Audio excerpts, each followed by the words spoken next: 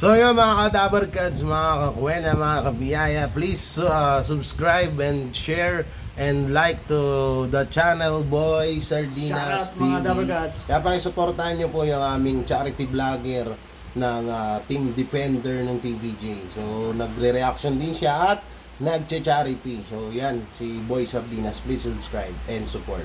Thank you mga Dabber Cats. Peace. Peace. Hoy mga kababayan, mga ka-analyze, paki-support, subscribe nyo ang nag-iisang Boy Sardinas ng Yun, no? Pilipinas. Support, subscribe niyan ha. Maraming salamat. Thank you, Idol. Alright, what's up sa inyo mga kabanla, mga kababayan. Sa mga supporter ko, hinihikayat ko kayo na i-subscribe nyo po sana si Boy Sardinas. Sobrang bait, sobrang caring. Wala akong masabi sa taong to. Talagang yung ipinapakita niya sa mga vlog niya na charity vlog, totoo yun, walang halong kaplastikan, walang halong biro. Kaya subscribe nyo sana si Tol Boy Sardinas. Legit. Okay. Thank you, Idol.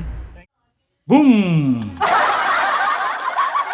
Yon. Magandang araw sa inyo mga ka-Dabber Cats. It's me, Boy Sardinas TV. So, medyo nag-iinit ang ulo ko ngayon mga ka-Dabber Cats, no? So, magandang araw sa inyo. Meron tayong re-reactionan ngayon. So, banat na rin tayo. So, meron tayong mga charity. Sana susuportahan nyo. Pero ngayon, babanat naman din tayo ngayon sa mga alien. May alien dyan mga Dabber Cats. Fake news lahat ng mga sinasabi. Buset! Galing pa ako ng Cavite, nagiinit na ako, papunta ako, nakamotor ako. Hanggang nakamotor ako, nagdadrive ako, nanggigigil ako. Hanggang makarating ako ng Taguig dito sa bahay, naligo ako para yung aking pagka-high blood is medyo bumaba. So wag natin patagalin mga idol, no? Merong isang alien na talagang bumaba sa Pluto at naghasik ng lagim, no? Ito, panoorin na natin to. Wag natin pagtagalin mga bebe kasi nahahay talaga ako. Eto, simulan na natin. Ako po eto, si Kim Chiu na naman po ang target ng mga haters ng It's Showtime at ng ABS-CBN. Meron daw na nabanggit at nanganib na naman daw na ipatawag ng MTRCB ang It's Showtime kasama na rin si Kim Chiu. Meron daw siyang binitawang isang salita na hindi dapat na national television. Hindi naman nagbura, pero may isang salita daw siya na binanggit na hindi akma sa programa o na noontime show or sa noontime. Tingnan natin kung ano yung binanggit niya na yon. Ito yan. During the August 2 episode of It's Showtime, matagal na to, pero ngayon nga lang nakita na itong mga haters ng It's Showtime. Bumabalik yan at hinahanapan pa rin talaga ng mga kamalian ang It's Showtime. Ito yon. Kim was giving her comment to the voice of one of the contestants o tawag ng tanghalan.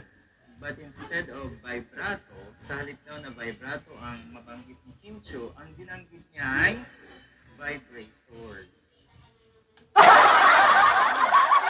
Kung ikaw ay isang tao na malawak ang kaisipan, hindi mo agad iisipin yung isang ibig sabihin ng vibrator.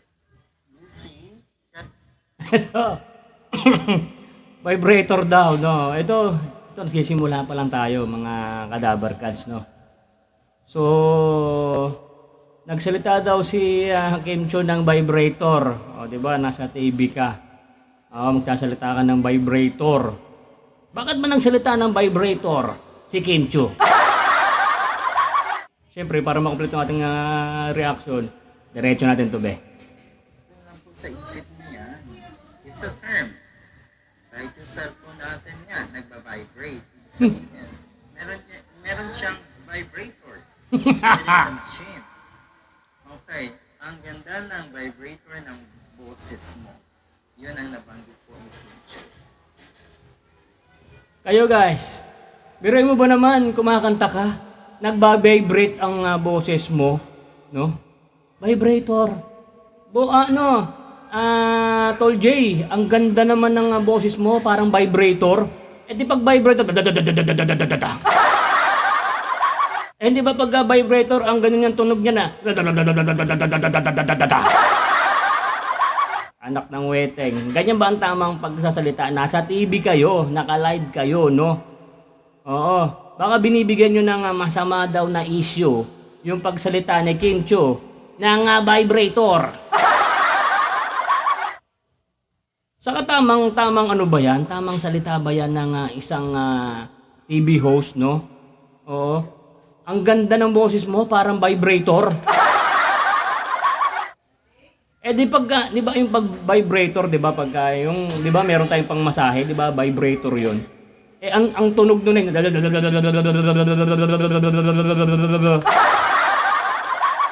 Paano naging maganda ang boses mo nun? Na sinabihan ka ng ang boses mo parang vibrator, boset. Sige, tuloy natin, bes. Meron pa daw na isa. Kim also received another criticism when she mentioned the word perfect shorts. A remark quickly connected or corrected by her co-host Jong Hilario, who jokingly said that it would be or should be kwek shorts. Term. Okay. Sa term na ginagamit ang lahat. Alin po ba ang bastos doon sa pek-pek shorts? Hindi mo naman sinabing pek-pek. Sinabi mo ay pek-pek shorts. Ay kahit sino alam nila yun. Maiksing shorts. Okay. Okay. So, yun nga, dun nga nagka-issue yun, di ba? Yung pek-pek short. Pero mo, nandun ka ba naman sa live TV show? Magsalita ka ng pek-pek short? Pwede yan sa mga Facebook, YouTube, magsalita ka ng ganyan. Pero sa MTRCB, sa batas ng MTRCB at dito yan sa Pilipinas, bawal magsalita ng ganyan. Huy! Kasi kung hindi mo alam mga patakaran at mga batas na bawal sa MTRCB, hindi mo alam. Bawal yan kasi, anak ng weteng. Binigyan daw natin ng mali siya ang pek-pek short. Ano ba kasi yung yung pek-pek? Hindi ba bastos yun? Pek-pek short. Pwede mo nang sabihin na maikling short? Yung short, nilagay mo pa ng pek-pek.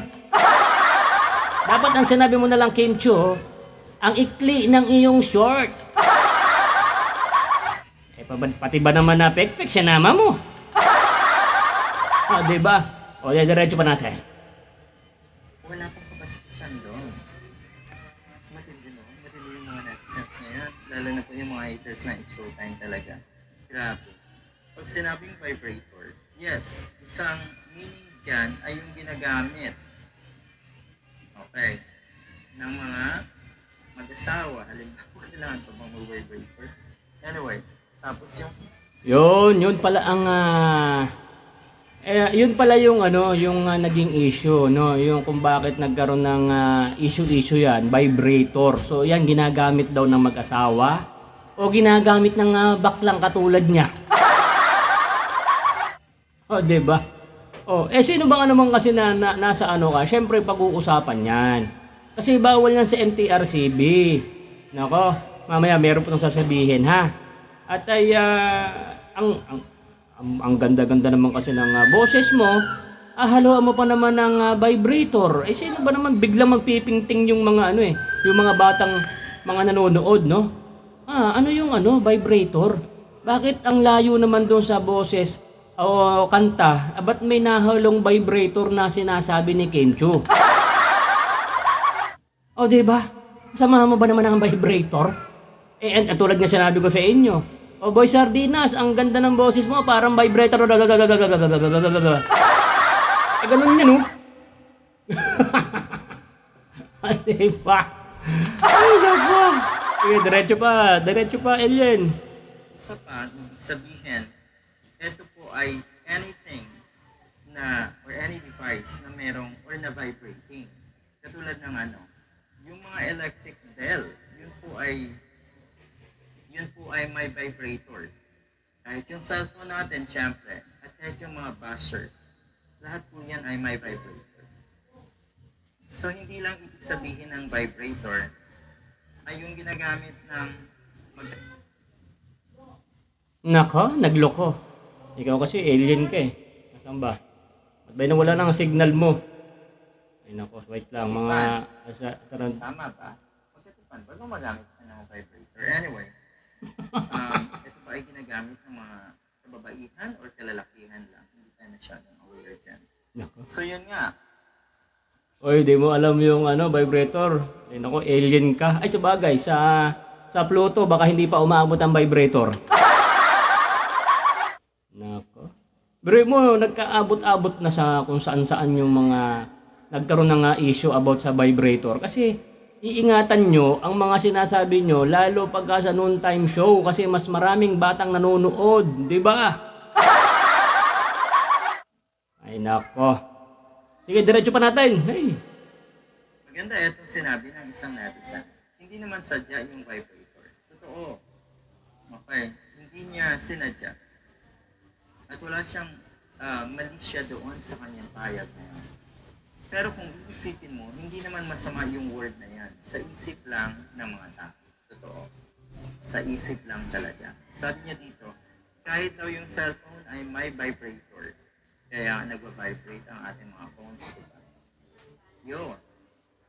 Imbis na bantay ng bantay ang MTRCB, bakit din sila mag-campaign para sa mga magulang na gabayan ang mga kabataan? Okay. Yun dapat ang kanilang pinaka-campaign.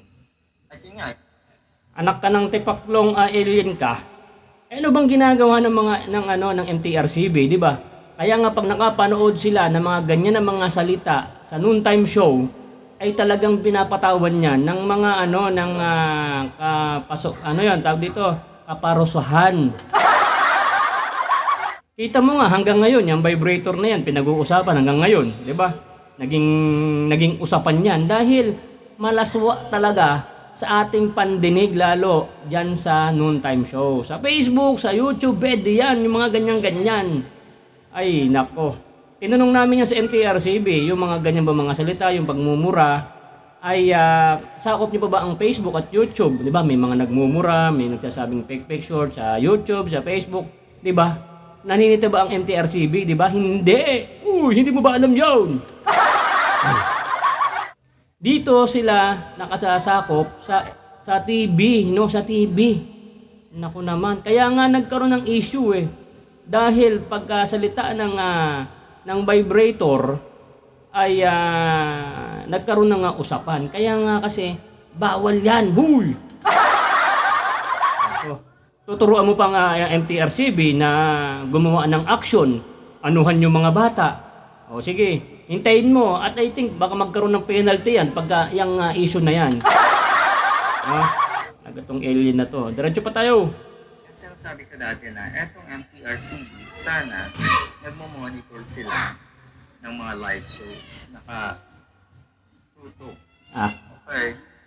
O yan, nakatutok daw Tututukan kita ngayon. Sandali. Asan ba yung isang cellphone kong busit? Asan ba yung isang cellphone ko? So wait lang, cut ko lang saglit. Eto, nakita ko na alien. Tuturuan mo pa sila mag-monitor mag-monitor. Ay, MTRCB, mag-monitor daw kayo, minuto. Eto, panoorin mo, alien. O, tinan mo ha.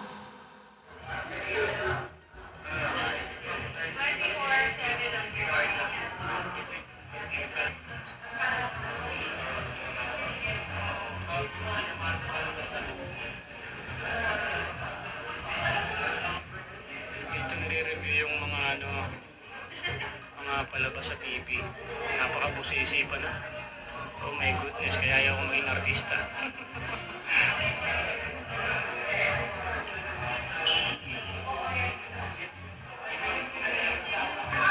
So guys, ito yung apat na mga defender ng TVJ. Ako yung saling pusa lang mga besh. Boys at Pinas. Si Ma'am Lala Soto. Alright, picture tayo niya. Ang ganda ba? So ito yung asawa ni Jake Magnus. At yung isa, ito si Ivan.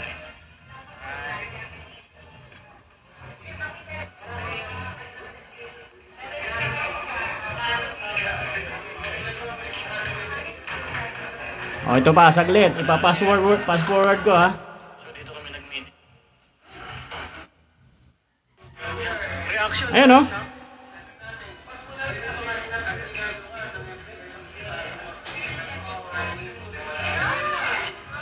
So yan, pwede. Okay na yan. Ayan ho, itutok mo. Oo, itutok mo sa mukha mo. May picture naman tayo. Okay na yan. Anong sinasabi mo na mag-review? I-review ko utak mo eh. Pag ikaw hindi ka pa naman natauhan dyan sa daming TV na yan at 24 hours yan, may nakatutok dyan sa TV dyan, sa TV yung monitor. Tututukan kitang 24 hours din no? Nakita mo na. Ay nako. Ikaw matuturo ka pa, tuturuan mo pa MTRCB, no? Iniisip mo pa lang, tinatrabaho na nila yan, matagal na, huy! Abay, salbahe pala tong kabayong bakla na to no? Ito, diretso pa tayo, no? Ito. So, kinontent po namin to ng mga defenders ng TVJ, kaso magkakaiba kami ng mga paliwanag, no? Kaya sana panoorin nyo rin ito, no? Kung maaari, share nyo. Kasi, pag ito, kinontent namin, syempre, kada defenders is po yan, iba-iba ang mga sinasabi, iba yung mga paliwanag, no? Kasi mga reactors is iba-iba ang nire-react about dito sa baklang na to, no? Ha? Okay, diretso pa tayo mga Kadabar Cats. At kung merong may paglabag dyan, agad-agad, at least makikita right away, makikita agad-agad, at pwedeng mapigilan. Anyway, pag live, hindi na yung baba. Diba? Sabi nga, makita agad-agad. Nako. Hoy, baklang baklang alien, no? Kita namin agad dyan. Kami yung mga defenders ng TVJ, no? Ay, kita namin agad dyan, no? At dito pa sa bandang huli, meron pa, no? Ito kaya nakikita nga namin, kaya nga pinag-usapan yan no? Ikaw ba naman, nasa TV show ka, nung time show, napakaraming batang nanonood. Sasabihin mo ba naman ng pek-pek short? Diba? Bawal yun sa TV nga, bawal, huy! Ang kulit pala na to Pagka may mga bawal, bawal. Pagka nakagawa ka ng kasalanan, dapat mag-sorry, huy! Kita nyo nga si Idol Wally, diba? Kakagawa lang ng kasalanan. Maya-maya, nag-sorry na agad. Diba? Kayo, nasaan na? Huy! Diretso pa tayo. Pero yun nga, ulit-ulitin ko, wala pong problema sa sinabi ni Kinchu. At lalong walang problema doon sa pek-pek shorts na sinabi niya rin. Wait. Sa'yo, walang problema. Sa amin, meron. Sino ka ba? Bakit sa'yo walang problema? Naku, bibigyan kita ng problema Bro mo, milyon-milyon o daang libong mga bata nanonood. Pagka panood ng ganyan salita ng pek-pek short, gagayahin na naman yan, pabili ako ng pek-pek short. Halip na sasabihin sa nanay o sa kanyang mama o sa kanyang tatay, pabili naman akong maikling short. No? Hindi sasabihin, pabili ako ng pek-pek short. Ay nako. Ikaw, pupunta ka ng mall. Batang-bata pa yung anak mo, 4 years old, 5 years old, 7 years old, sasabihin sa tindera ng SM. Ay ate, papili nga po ako nung pek-pek short. Diba? Kakalat kasi yan, huy. Baklang alien na to. Napakalaki kasi ng impluwensya pagdating sa TV, no? Sa TV. Malaki impluwensya dyan. Kaya nga nakatutok ang MTRCB yan. Tapos inuutusan mo pa, huy! Diba?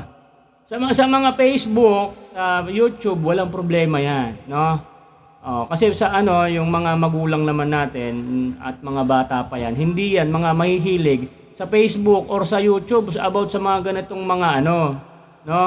Sabagay, pagka nag-YouTube din sila o Facebook, napapanood pa rin yung yung ganyang mga issue di ba uso na Facebook, YouTube, mapapanood pa rin ng bata. Kaya dapat pag pinalabas yan sa TV, tama, no? Kasi ipapalabas din yan sa Facebook at sa YouTube, boy.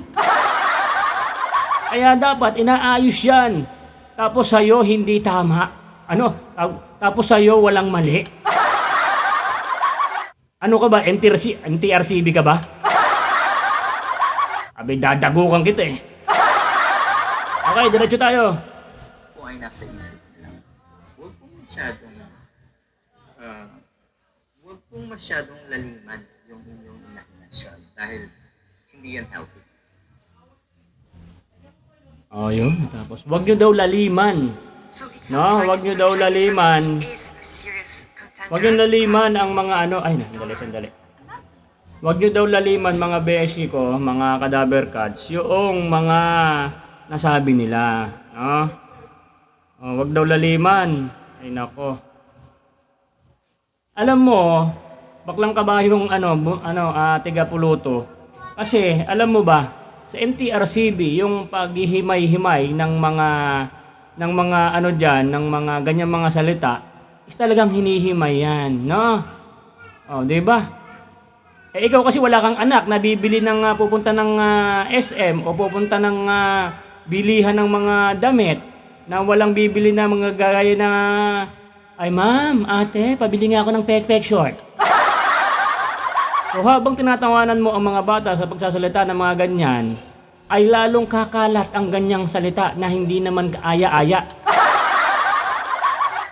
Ay nako. O di ba? So wait lang. Ito, meron lang tayo sasabihin pa na kasi parang nalaktawan ko to no. Ito, pakinggan nyo guys ha. Si Kim Chiu na naman po ang target ng mga haters ng It's Showtime at ng ABS-CBN. Meron daw na nabanggit at nanganib na naman daw na ipatawag Oh, yan. ng MTRCB. Pasensya na po mga cadaver cats, no? Pasensya na mga cadaver cats kasi hindi nasama yung una. Haters ang tawag sa mga TBJ defenders. O, di ba? Mga haters daw kami, mga bebe. Kaming mga defenders ng TBJ, no? Tawag dito, hindi kami haters ng Showtime. Tinatama lang din namin yung mga na ano nyo kasi pag dito sa TBJ, pag may makita kayong titirahan nyo na kaagad. So dito din, yung pag mayroon din kaming nakita na talagang mali, i-react namin kasi talaga naman mali naman yung sinabi na yan tulad ng mga naipalawanag ko dito ng mga nauna. O di ba? Yung vibrator. O di ba? Ikaw pa kantahin kaya kita sabihin kita ng ang ganda ng boses mo, parang vibrator. Diba ganyan yung vibrator? Paano naging maganda ang boses mo? Ang boses mo parang kantepaklong. Wala naman vibrator na ganyan na. Hindi ba vibrator ganyan na? Tapos nadamay na pati sa mga mag-asawa, mga yuta. Nako, busit. O diba, ganyan mga idol, no? So yan, nag-reaction lang din tayo about yan sa issue na yan. So re-reaction din ng mga tropa pits natin yan, ng defenders ng TBJ, no? So yan, itatama natin saka hindi kami haters, no? Baklang bakulaw. Hindi kami haters at wala kaming gustong awayin, no? Kami, pag naglabas kami ng issue, is yung walang kinikilingan, no? Walang minamali. Yan ang aming paninindigan na pagiging defenders ng TBJ, no? At hindi kami nag-hate o wala kaming hater o kahit sa fake, no? Ayan, sa fake bulagha, o di ba? Pati sa Showtime, no? Hindi kami gagawa ng issue na ikakasira din namin. Ang itatama namin is yung issue na nagagawa diyan, no? Hindi namin dadagdag bawasan 'yan kasi sa amin sa TBJ Defender ay ayaw namin ng mga ganyang mga kayo'y dagdag bawas. So hanggang dito na lang po mga cadaver gods yung ating reaction. Kung nagustuhan nyo ba ang itong ating mga pagre-reaction, paki-like naman, paki-subscribe. At maraming salamat po sa mga nag-subscribe natin na mga bago. 3,000 na dagdag sa atin galing sa ating mga cadaver gods na sila Tol J, Tol Jake, Chris Ulot, at Tita Messi. Maraming salamat po. Sana kung nagustuhan nyo to, request pa kayo. Kasi sasabayan natin itong mga ating mga cadaver cats na defender. Para, siyempre, sinascribe nyo ako. Gusto ko rin ay, tawag dito, gusto ko rin po na mapapanood nyo rin ako. Sasabay ako sa kanila. So, sana pagka meron ako na-upload dito na charity, sana naman po ay panonoorin nyo kasi hindi po mawawala yung pagiging charity vlogger ko dito sa Earth. Diba? So hanggang dito na lang mga Cadaver Gods, mga pangga. God bless every day. Bye-bye. Digit Daber Gods. Nay, ito na yung bayad ko sa isa, ano? O, kunin mo yung isa. Isa muna, iyan, no? Tapos, isa pa, di ba? 4 dapat na sardinas, eh. Yan. 3 na. Pang-4 na sardinas. Okay na.